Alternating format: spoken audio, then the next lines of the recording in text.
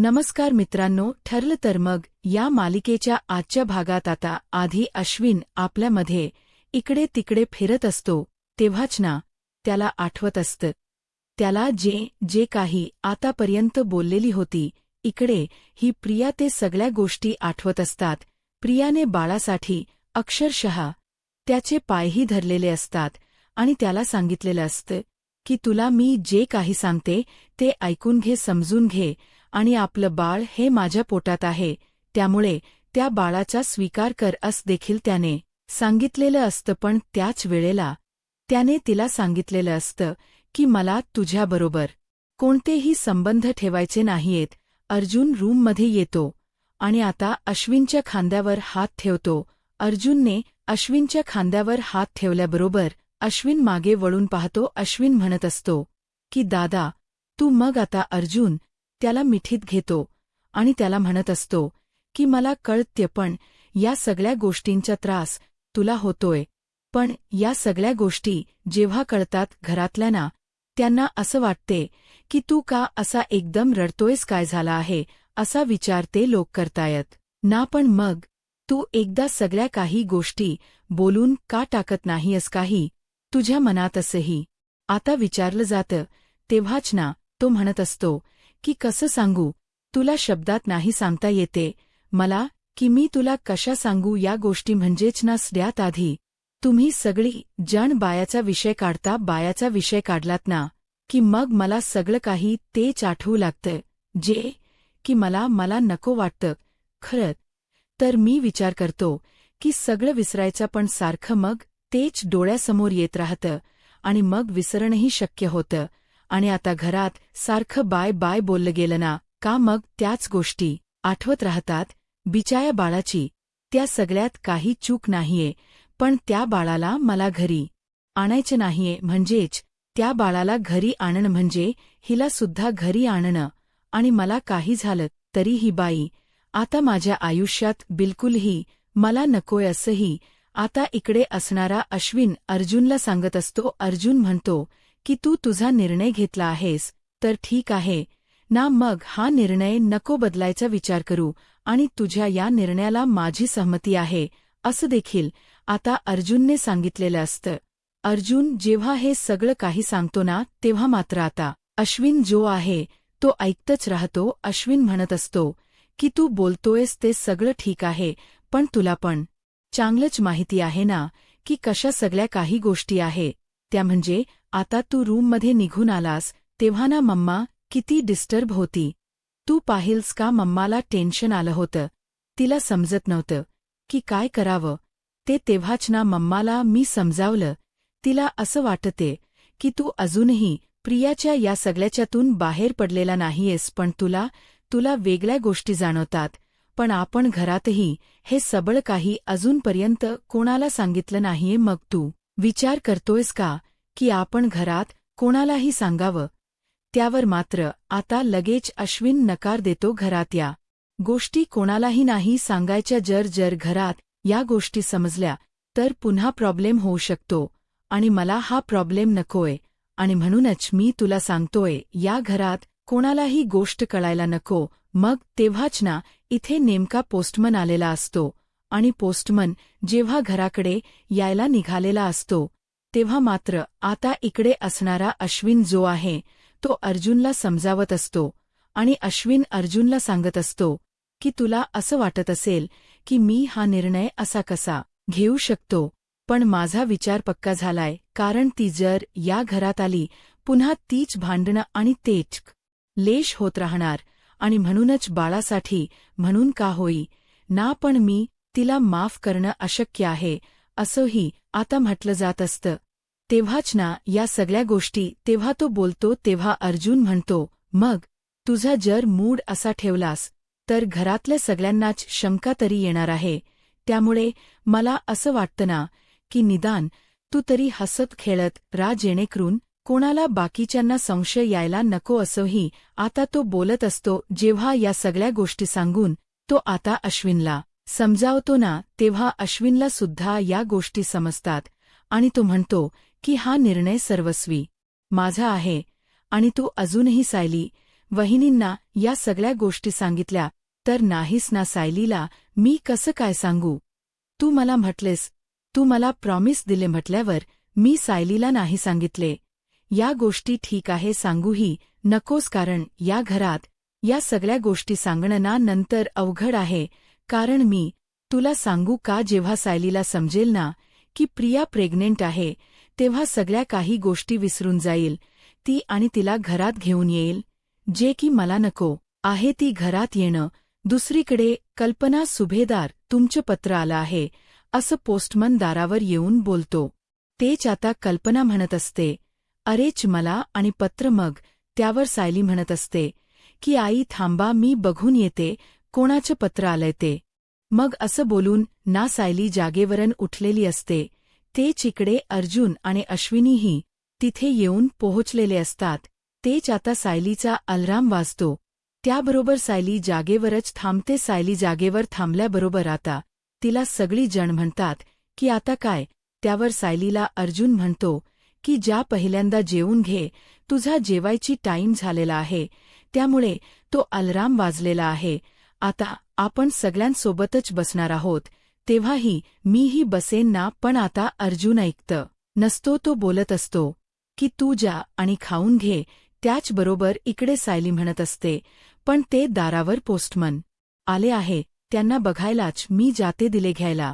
त्यावर आता अर्जुन म्हणतो की त्यासाठी तुझी गरज कशाला हवी?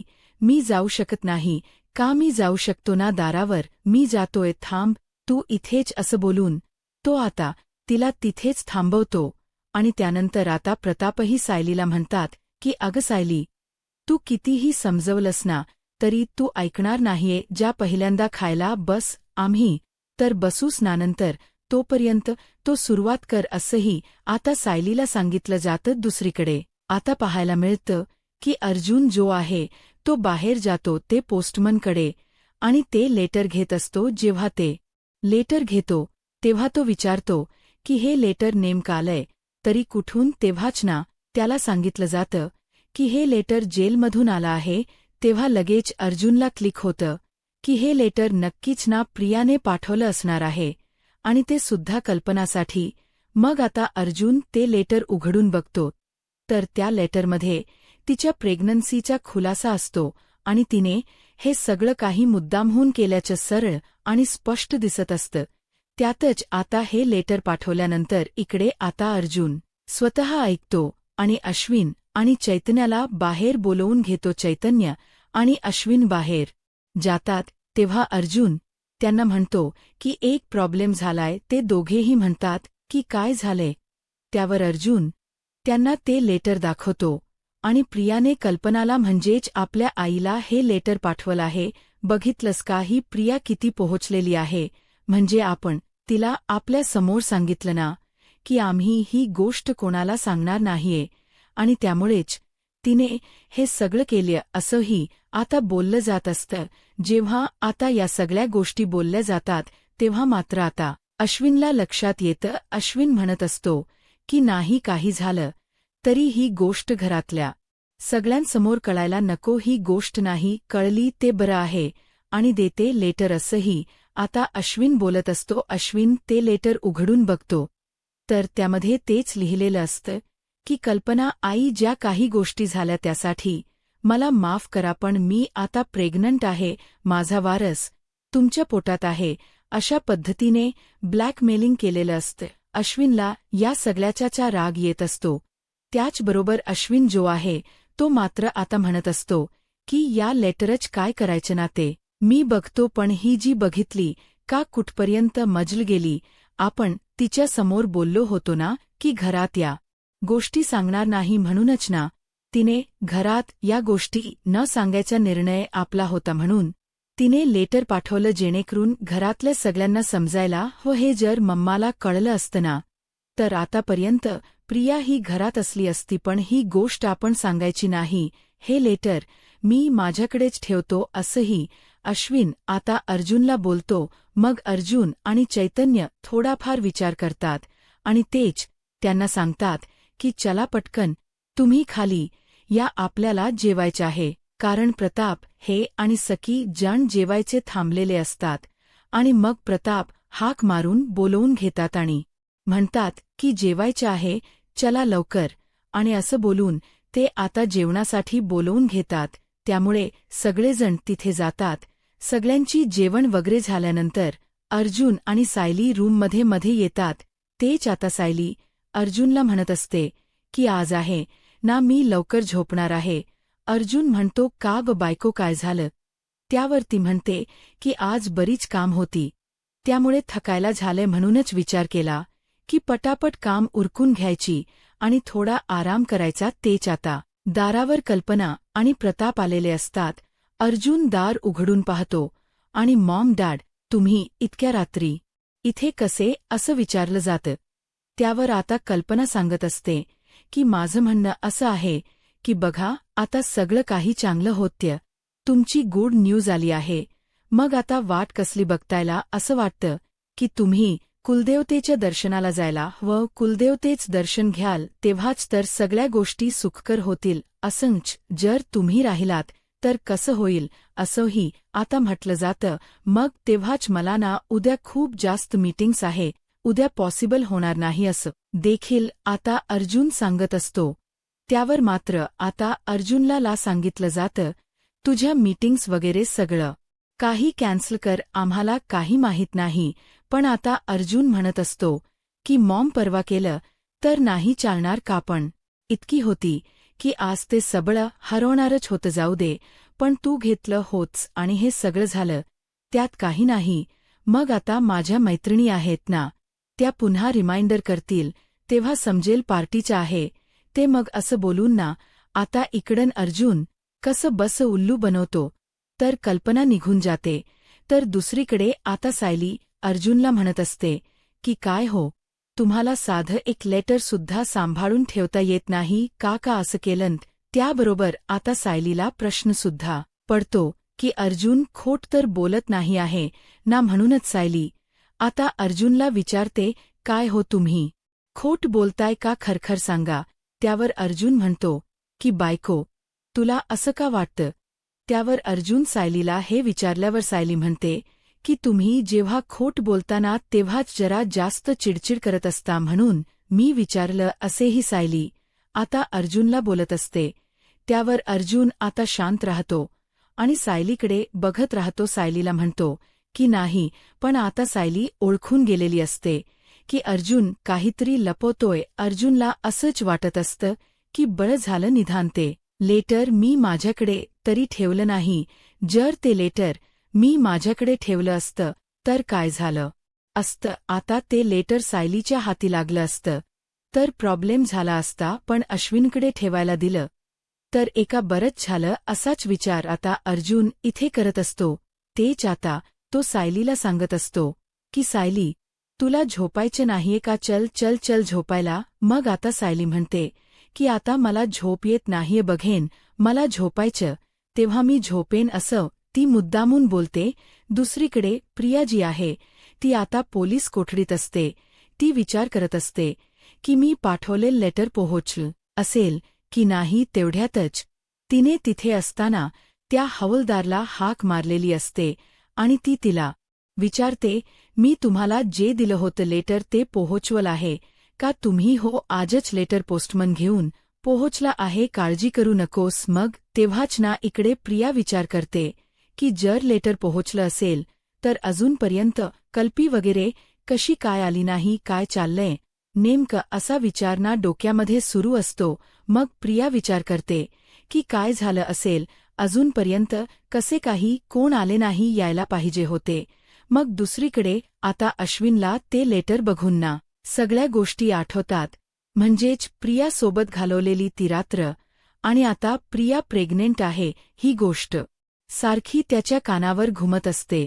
आणि त्याला आता त्याच्या बायाला जरी त्याच्यापासून लांब करायचं नसलं तरीसुद्धा त्या बायाला जन्माला घातल्यानंतर त्याला सांभाळणं नको असतं, कारण त्या बायाला सांभाळताना त्याला सारखे प्रियाचे भास होणार असतात, जे की त्याला नको असतात.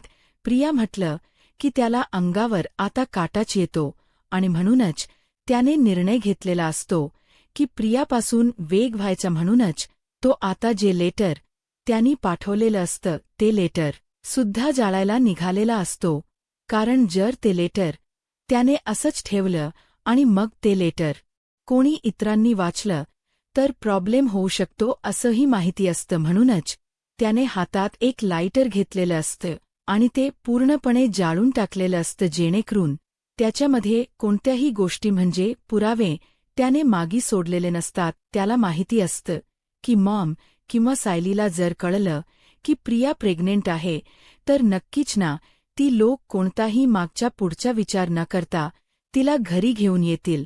आणि हेच नको असतं. दुसऱ्या दिवशी सायली आता तयारी वगैरे करून देवदर्शनासाठी निघालेली असते. सायली जेव्हा बाहेर येते तेव्हा कल्पना तिला सगळे इन्स्ट्रक्शन देत असते, म्हणजेच घाईने काही करायचे नाही, आरामात पाया चढायचे, स्वतःला त्रास करून घ्यायचा नाही.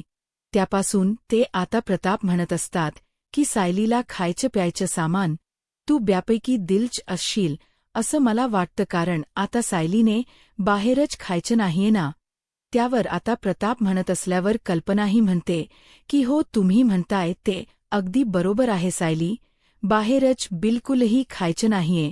तुला ज्या ज्या काही गोष्टी लागतात त्या सगळ्या मी पॅक करून दिल्यात, ते सगळं खायचं असंही आता सांगितलं जातं. अजूनही अर्जुन बाहेर आलेला नसतो. अर्जुन कुठे राहिलाय? मग आता सायली म्हणत असते की त्याला कालपासून रात्रीपासून सांगत होते की तुमचं जे काही पॅकिंग आहे ते करून घ्या, पण त्यांनी केलं नाही.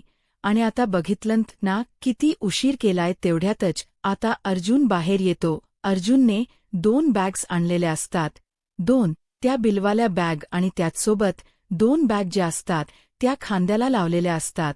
आणि तुम्ही एका दिवसासाठी जाताय, फक्त एका रात्रीसाठी, आणि त्याच्यासाठी एवढं सगळं. अर्जुन म्हणतो की मला माझ्या बायकोची काळजी विशेषतः घ्यायची आहे. ती प्रेग्नंट आहे, सोबत तिचीही आणि बायाचीही काय आहे ना, कुठेही कमी पडायला नको. तिला काय हो नको ते सगळं काही मला बघावं लागणार आहे. म्हणूनच मी सगळ्या काही गोष्टी माझ्याबरोबर घेतल्यात. तिला फक्त सांगायची देरी आणि मी तिच्यासाठी सगळं हजर करणार आहे, असं देखील आता म्हटलं जात असतं.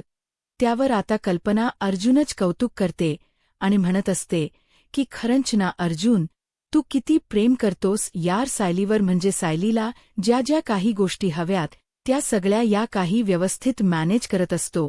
आणि मला तुझं खूप कौतुक वाटतं. आणि अर्जुनने पाण्याच्या बॉटलसुद्धा सायलीसाठी घरातूनच घेतलेल्या असतात, जेणेकरून बाहेरच पाणीही सायलीला त्याला प्यायला द्यायचं नसतं, आणि यासाठी या सगळ्याची सोय त्याने केलेली असते. इकडे आता अर्जुन म्हणत असतो की चला आता आम्ही निघतो, देवदर्शन करतो आणि रात्रीपर्यंत पुन्हा येतो. मग आता अर्जुनने ज्या बॅग्स आणलेल्या असतात त्या सगळ्या बॅग्स डिक्कीत वगैरे तो ठेवत असतो. मग आता कल्पनाही त्याला म्हणत असते की नीट काळजी घे सायलीची, सायलीला काही कमी जास्त पडायला नको. त्याचबरोबर इकडे अस्मिताही म्हणत असते की बरोबर आहे रे अर्जुन, तू बायकोची अगदी डोळ्यात तेल घालून काळजी घेतो, आणि या अशा काळात ना बायकोची जरा जास्तच काळजी घ्यायची असते. मग इकडे सायली ही खुश असते. सायली म्हणत असते की आम्ही येऊ रात्रीपर्यंत, तोपर्यंत सगळ्या काही गोष्टी बघा. आणि जर अस्मिता म्हणते की पूर्णा आजीने विचारलं तन्वी कुठे गेली आहे, तर त्यावर सायली सांगते की त्यांना सांगा की तन्वी प्रतिमाकडे माहेरी गेली आहे, आणि तसंही मी आईकडेच जाते ना देवी, आईकडे, मग सगळं काही ठीक होईल, तुम्ही काळजी करू नका, असं देखील सायली आता सांगत असते. त्यावर अस्मिता आणि कल्पनाही हो असं म्हणतात. तर इकडे आता सायली आणि त्यासोबत अर्जुन त्या देवदर्शनला, जिथे कुलदेवतेचे दर्शन करायला जायचं असतं, त्या लोकेशनला पोहोचलेले असतात. आणि तेव्हाच ना सायली गाडीतून उतरून इकडे तिकडे बघत असते. अर्जुन गाडीतून सगळ्या बॅग्स वगैरे काढत असतो. अर्जुन जेव्हा गाडीतून बॅग्स वगैरे बाहेर काढतो तेव्हा आता सायलीच लक्ष नसतं. सायली समोर पाहत असते, कारण या आधी इथे ती लहान असताना सुद्धा आली होती, आणि मग तिला तिथेच भास होऊ लागतात. कारण तिथे त्यांनी एक पेरूवाली बघितली होती, म्हणजे लहान तन्वी असताना तिने पेरूसाठी केलेला हट्ट तो आता सायलीच्या डोळ्यासमोर येऊ लागतो. सायली म्हणत असते की हे सगळं काय आहे, मला काय आठवत्य. मग आता तन्वी म्हणून तिथे प्रतिमा आणि रविराजांकडे ती हट्ट करायची की मला पेरू हवा आहे, आणि मग त्या दोघांनीही त्या बाईकडे पेरू घ्यायला घेऊन गेलेलं असत. आणि ते पेरू वगैरे कट करून जेव्हा ती खाते ना तेव्हा तिला बरं वाटतं. आणि तेव्हाच ना आता सायली विचार करत असते की तिथे तिला ती पेरूवाली ती शोधत असते, पण तिला ती कुठे दिसत नसते. तेच आता दुसरीकडे तिला आठवतं की तिथे धी देवदर्शनाला गेल्यावर भरपूर काही ना काही खायची, म्हणजेच एकदा तर तिने आईस्क्रीमही घेतलेलं होतं. प्रतिमा त्यावेळेला तिला ओरडायची, हे सुद्धा प्रसंग तिला असे बुरकटसे आठवत असतात. आणि त्यामुळेच ना ती आता हे सगळं काही एन्जॉय करत असते. तेच आता अर्जुन सायलीच्या बाजूला जाऊन उभा राहतो आणि तिला म्हणत असतो की बायको थांब, ऊन किती आहे, सावलीत उभी रा बरं. आणि त्याचसोबत तो आता बोलत असतो की मॉमला सांगायला हवं की आपण पोहोचलो आहोत.